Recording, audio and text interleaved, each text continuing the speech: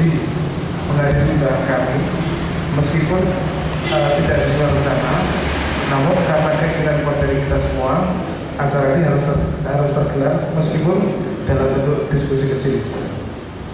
Bapak Ibu sekalian, ini bukti bahwa kita masih mempunyai semangat yang sama, dan semangat itu perlu kita keluarkan kepada teman-teman, sahabat, keluarga, dan orang yang lain, agar keinginan kita semua mengenai tegaknya kembali nilai-nilai Pancasila bisa sesuai harapan kita semua. Bapak Ibu sekalian, setelah 60 tahun berlalu perjalanan bangsa kita, Pancasila sebagai dasar negara melalui ujian yang sangat berat, jatuh bangun, kesaktiannya diuji. Kesaktiannya dalam berbagai permasalahan selalu bisa menyelesaikan dengan baik, terselesaikan dengan baik. Sampai pada era reformasi, ada sedikit angin segar bagi kita bahwa demokrasi seutuhnya yang kita harapkan bisa tercapai. Namun pada saatnya janji reformasi juga belum bisa memenuhi keinginan kita semua. Bahkan di sini kesaktian Pancasila juga diuji kembali. Keprihatinan sangat menderai kita semua, sehingga pada hampir di semua sektor, di semua bidang, nilai-nilai Pancasila menjadi sudah tidak dipakai lagi. Pada generasi muda, pada bidang hukum, pada bidang keuangan, pada pendidikan, bahkan yang terakhir yang mengangkat adalah mengenai kasus PKI.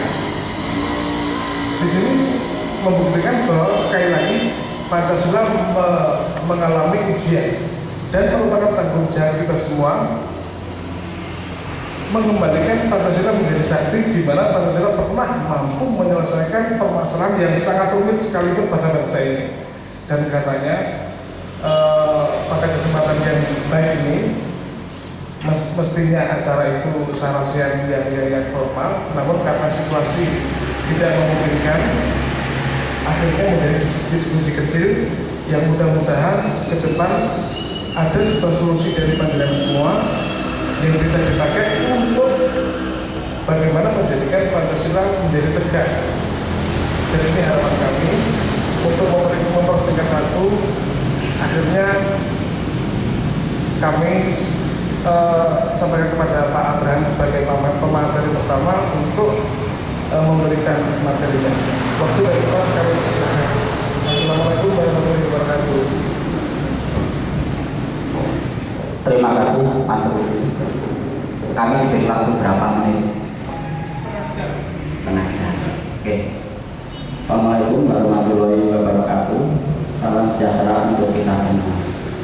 Bapak Ibu yang kami hormati, apabila kita berbicara Pancasila, tadi sudah saya sampaikan, saya sangat emosional.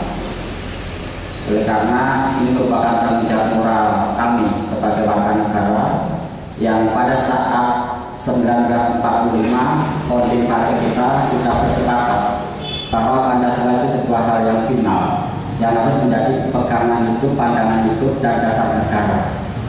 Perjalanan historis menunjukkan bahwa Pancasila penuh tantangan dan cobaan. Akhirnya pada tentang waktu berikutnya Pancasila sudah tidak dijadikan landasan dan pegangan hidup, apalagi sumber dari segala sumber hukum. Kita mengetahui carut-marutnya bangsa ini setelah disadari tidak lepas dari Pancasila itu sendiri yang telah ditanggalkan. Bila kita menengok sejarah, Indonesia merdeka 1945, 10 tahun berikutnya Indonesia mampu disegani oleh bangsa-bangsa Asia dan Afrika. Kondisi real, ekonomi, sarana prasarana bisa kita bayangkan. Indonesia merdeka 10 tahun, tapi 1955 mampu menggelar konferensi Asia Afrika. Kondisi ekonomi seperti apa? Tetapi itu dibuktikan oleh pemimpin ketika itu. Lalu perjalanan bangsa mengalami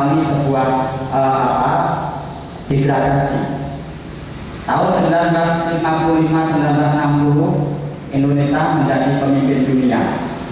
Tahun 1990-an ketika rezim Orde Baru, Indonesia hanya tingkat ASEAN disegani.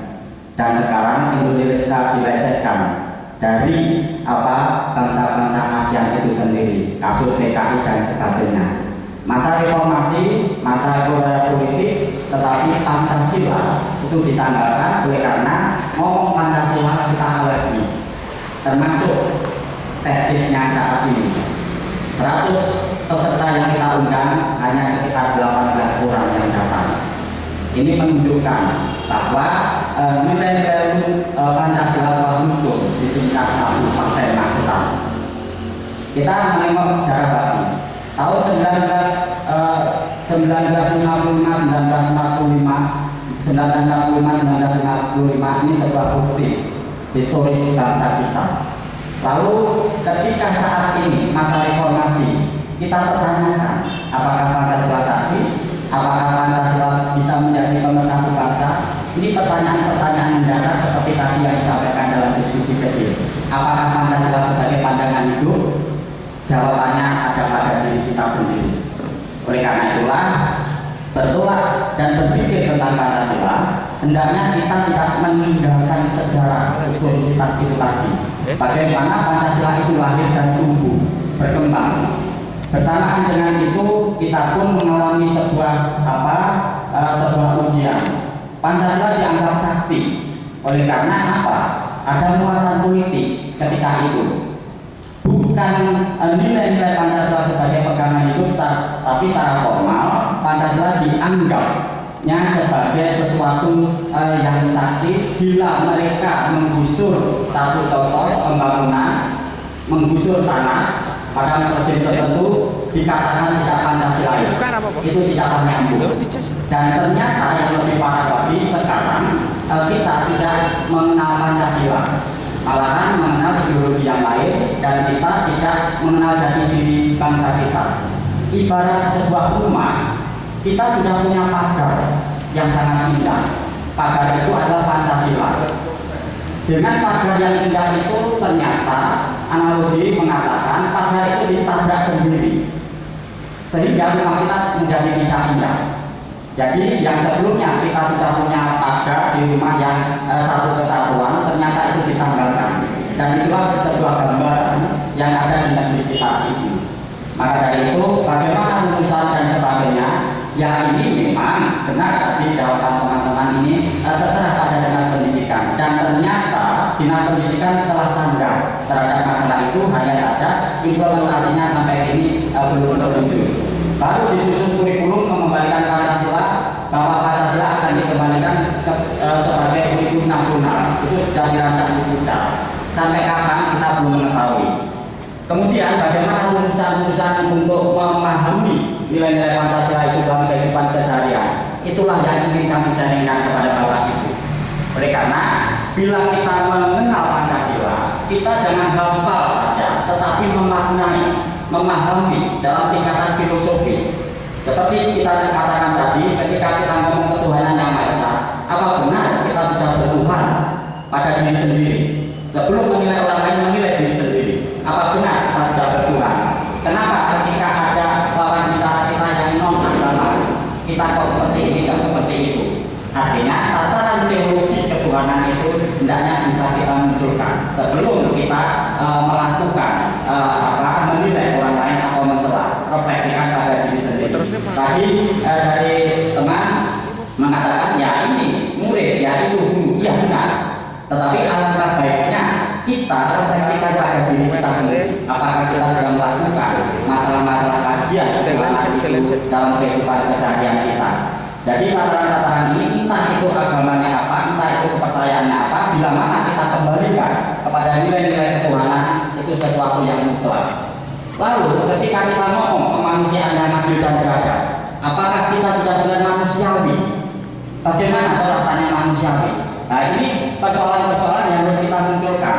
Karena memanusiakan manusia sekarang sangat sulit. Karena perilaku kebanyakan berorientasi kepada materi. Apakah itu sebuah tindakan eksploitasi?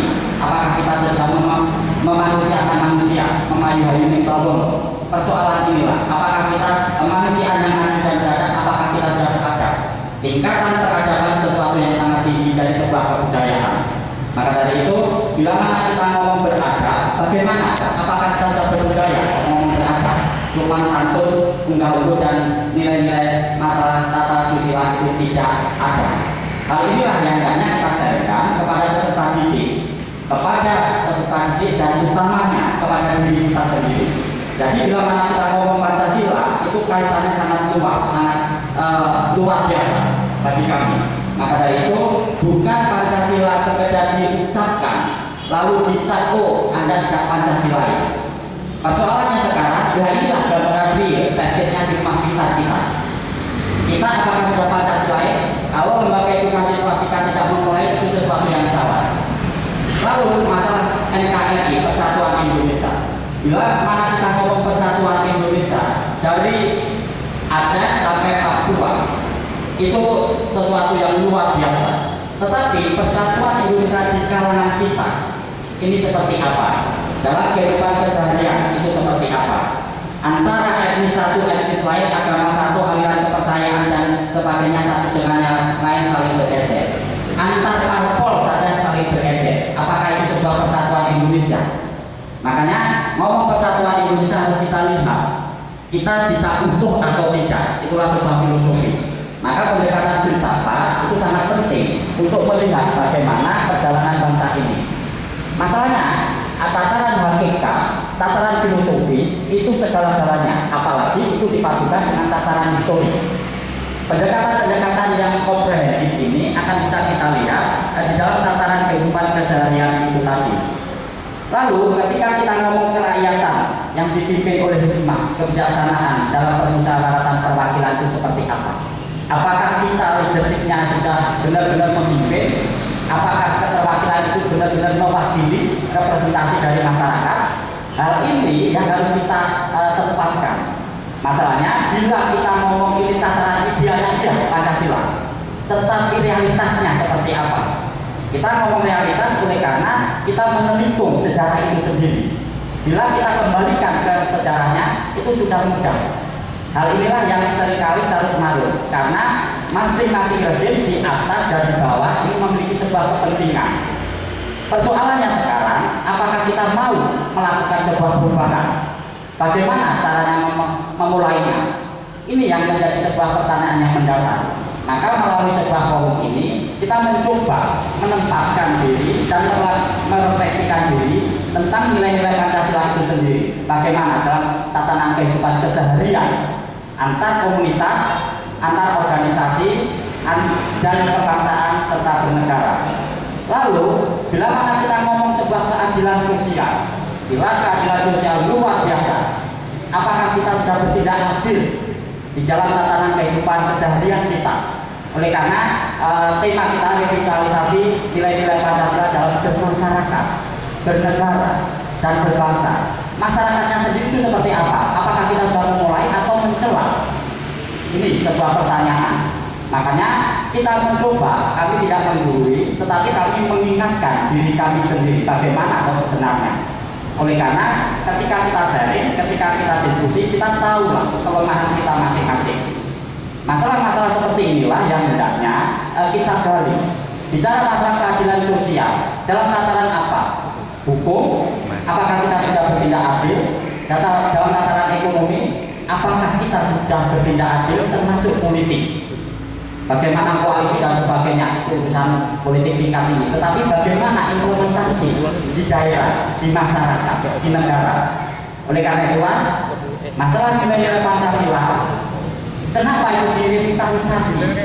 Bila kita melihat mengata revitalisasi, rekembalitalisasi sebuah kepentingan yang maha dasar untuk mengembalikan bahwa kita kembali ke jati diri kita yang itu yang merupakan yang penting. Bukan kita diskusikan artinya, tetapi pemaknaan itu yang lebih utama.